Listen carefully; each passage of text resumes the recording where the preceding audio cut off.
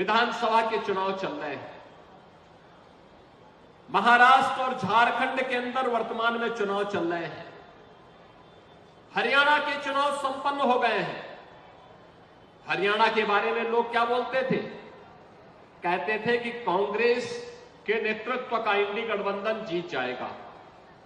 परिणाम आए तो भारतीय जनता पार्टी 2/3 बहुमत से विजयी बनकर के वहां सरकार बना चुकी है।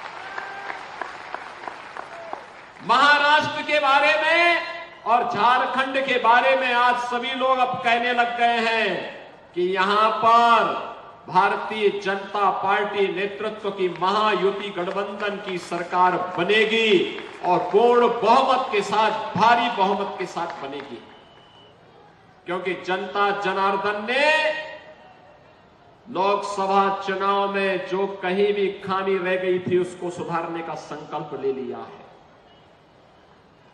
जिसने भी अमरावती के लोकसभा चुनाव के परिणाम को देखा और उसके बाद घटित घटनाओं को अपनी आंखों से देखा है, महसूस किया है, वह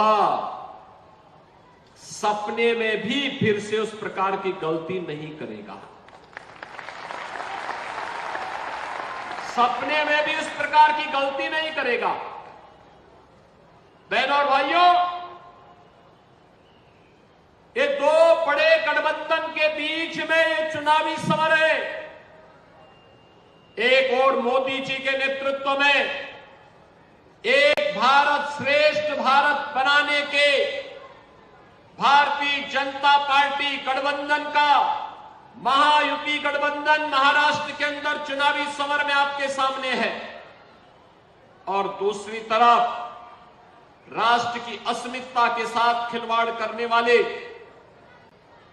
महाराष्ट्र को लव जिहाद, लैंड जिहाद और तेल कार्ड जिहाद का एक नया अड्डा बनाने वाला महा अनाड़ी गठबंधन आपके सामने है।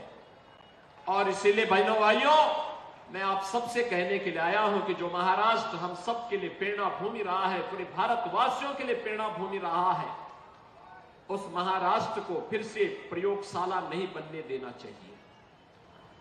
वह महाराष्ट्र प्रयोगशाला बार बार नहीं बनेगा।